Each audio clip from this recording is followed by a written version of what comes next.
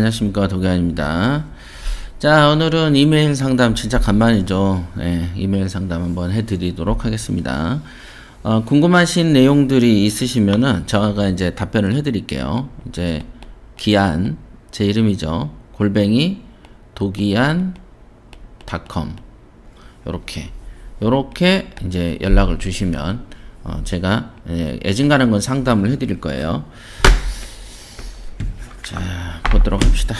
자, 한번 첫 투자는 무조건 빌라부터 시작하라고 한다. 한번 제가 읽어보면서 얘기를 해드릴게요. 이런 얘기들을 많이 하죠. 그러니까 이제 초보자들이 이제 가장 궁금해한 것 중에 하나는 나는 초보인데 초보 입장에서 경매를 어떤 식으로 접근하는 게 좋으냐. 이거는 물건을 어떤 걸 먼저 살 거냐. 누구는 아파트를 사라더라. 누구는 빌라를 사라더라. 누구는 상가를 사라더라. 뭐 이렇게 얘기하는데요. 통상적으로 대체적으로 제일 먼저 초심자들이 덤비는 게 아파트입니다. 이제 아파트 같은 경우를 제일 먼저 이제 입찰을 많이 보려고 하죠. 통상. 그래서 이제 아파트를 입찰을 하게 되는데, 이유가 뭐냐면 제일 간단하고 제일 인기 종목이죠. 인기 종목.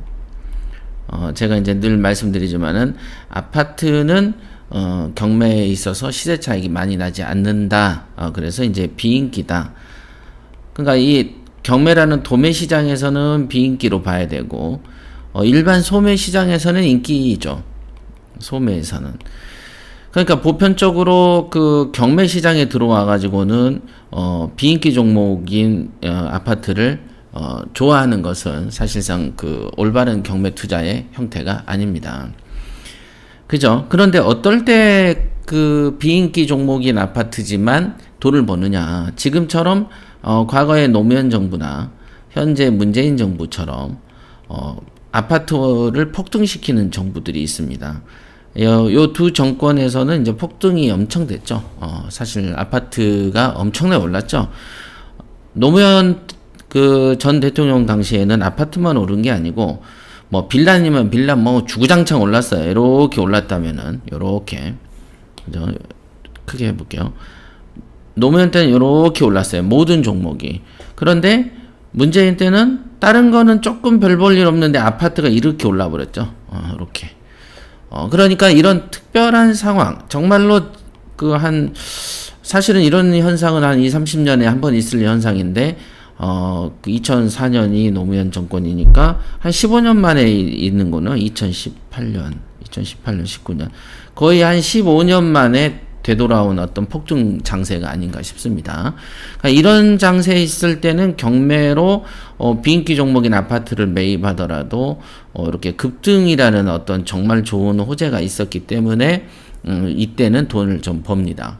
물론 이제 그 노무현 정권 당시에는 이제 그 집값만 오르고 세금은 양도세 중과가 있었지 보유세를 이렇게 매기지 않았기 때문에 그래도 폭등은 했지만 괜찮은 폭등이었다 하면 문재인 정권에서는 이게 인위적인 어떤 폭등이지만 재산세, 종부세, 기타 뭐 양도세까지 급등을 했기 때문에 이게 오른 게 아닌, 오히려 뭐 10억짜리가 20억이 됐어도 집이 한 주택만 가지고 있는 뭐 은퇴자들 같은 경우는 자기는 이 집에서 살았을 뿐인데 뭔가 그 세금량은 막 한 200, 300 내다가 1000만원, 2000만원씩 내버리게 되는 이상한 상황이 와서 자기 집에서도 이제 월세 사는 상황이 되는 어떤 그런 거죠. 그래서 집값이 오르면 기뻐야 되는데 기쁘지 않는, 왜냐하면 그 물건을 팔아서 시세 차익이 생겨도 그 동네에서는 다른 집을 살 수가 없으니까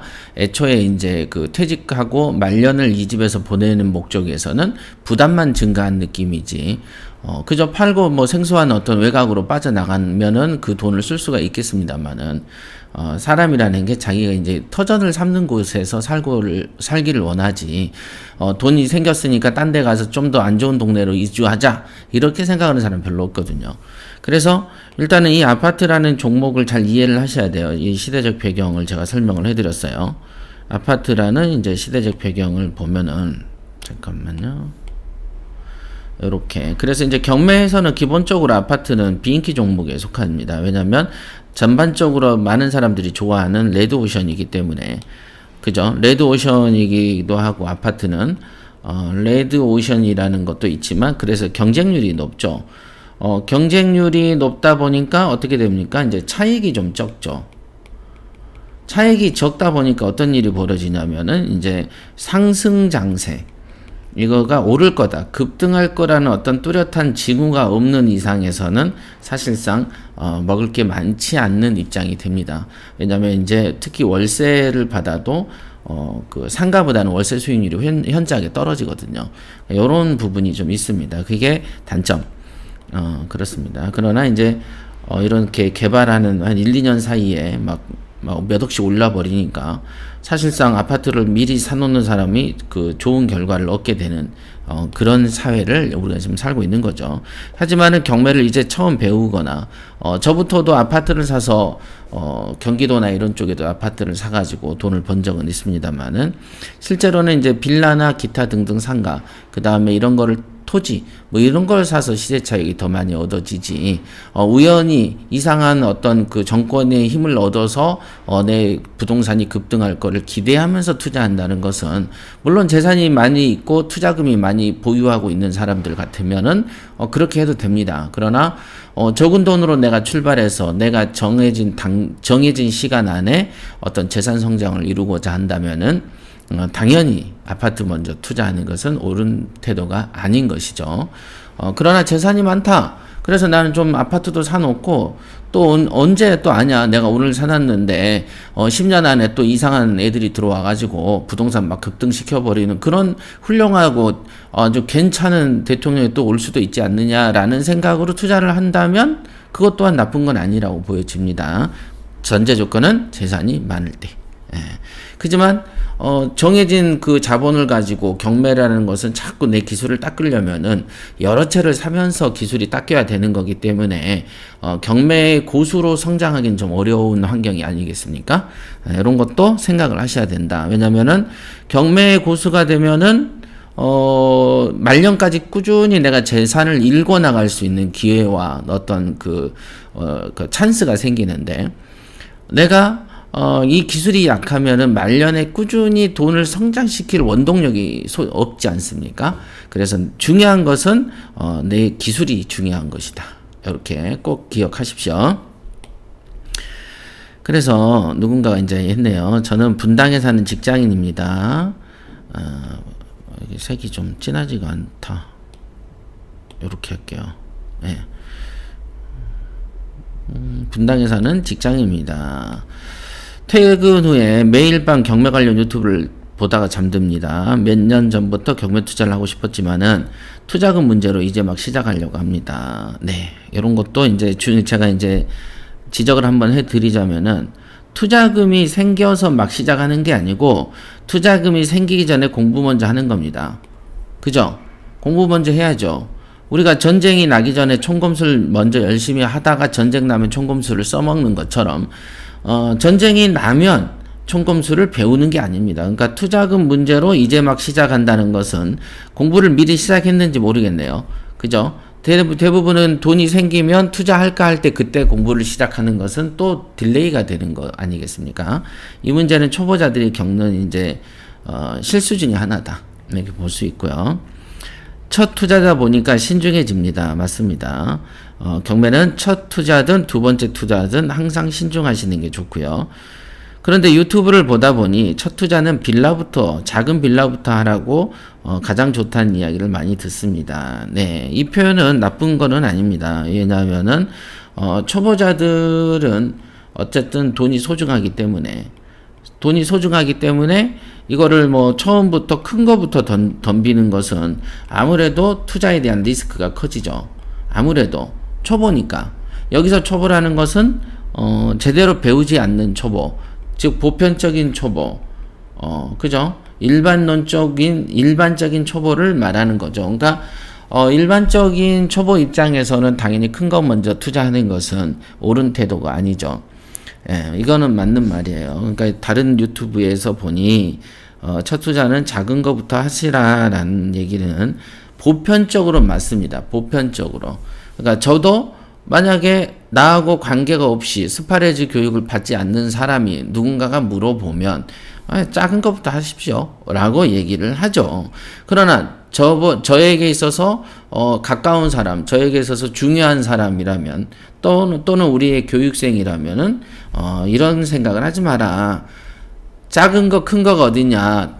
매번 똑같은 물건인데 우리가 결국은 작은 것부터 하라는 것은 리스크가 커지는 걸 막자라는 뜻인데, 우리가 공부를 하고 훈련을 해서 리스크 자체가 없어지는데 뭐하러 작은 거 큰 거를 나누느냐. 그냥 돈이 되면 큰 거라도 무조건 덤비는 것이죠. 내 돈이 투자금이 있거나 여기서 수익이 생긴다면 큰 거부터 하고 큰 수익이 남는 거부터 하는 것이죠.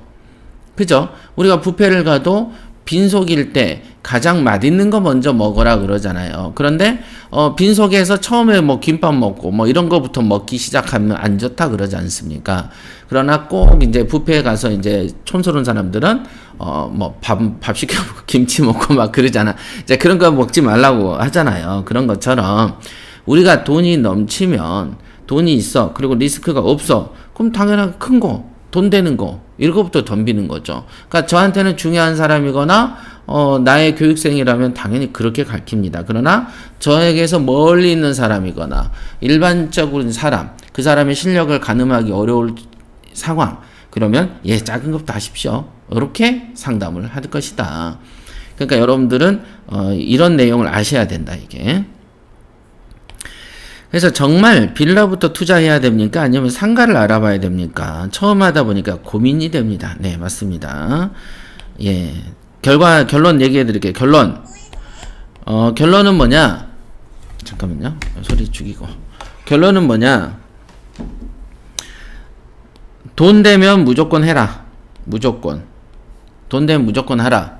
이 무조건이라는 것은 종목 가리지 마라. 종목 가리지 마라. 돈 되면은 돈이 정말 돼. 그럼 아파트도 할 수 있는 거고 빌라도 할 수 있는 거고 상가도 할 수 있는 거죠. 그죠? 그러나 토지는 살짝 비추죠. 왜? 일단 들어간 돈이 너무 많죠. 그 다음에 이제 대출을 낀다고 해도 대출 이자를 감당하는 게 이 토지에서 토지의 사용료로 이렇게 받아가지고 감당하기가 어렵습니다. 그러니까 기본적으로 이제 저의 투자 원칙은 항상 여러분들한테 권하는 건 뭐냐면, 어떤 대출을 하게 되면 우리가 이제 우리 흔히 말하는 제살에서 이자가 나오게 해라라는 거죠. 그래서 아무리 물건 개수가 10개가 돼도 20개가 돼도 거기에 나오는 대출 이자는 자기 살에서 파먹을 수 있다면은 충분하게 우리가 리스크를 항상 유지하는 거죠. 낮게. 그죠? 우리가 자동차도 온도가 높아지면 자동차가 불타잖아요. 그래서 항상 온도를 평이하게 유지할 수 있는 게 뭐예요? 냉각수. 뭐 이런 냉각 시스템. 그죠? 그래서 뭐 자동차가 탁 멈추면 공기를 빨아들여서 엔진을 식혀버리는 쿨링 시스템. 요런 게 있어야 되는 것처럼 우리도 리스크를 안전하게 관리할 수 있는 그 어떤 시스템을 갖춰 놓기만 한다면은 뭐 어떤 처음부터 경매 쳐보여도 돈 되기만 한다면 큰 거를 하는 게 좋다. 빌라냐 상가냐 가릴 필요도 없다. 왜? 시세 조사할 것도 똑같고 어떤 종목의 속성이 조금씩 다를 뿐이지 뭐는 어떻고 구별할 만큼 큰 건 아니다. 그러니까 그죠? 아시겠죠? 우리가 먹는 밥이면 김치나 뭐 이런 거죠. 배추김치나 깍두기나 그다음에 뭐 나물이나 똑같이 젓가락으로 집어서 입에 넣는 건 매 한 가지인데 뭘 이런 걸 나누느냐. 이렇게 보시면 되겠습니다. 항상 가리지 말고 한다. 그 전제는 뭐냐? 내가 실력만 있으면 된다. 잊지 마십시오. 여기까지 하겠습니다.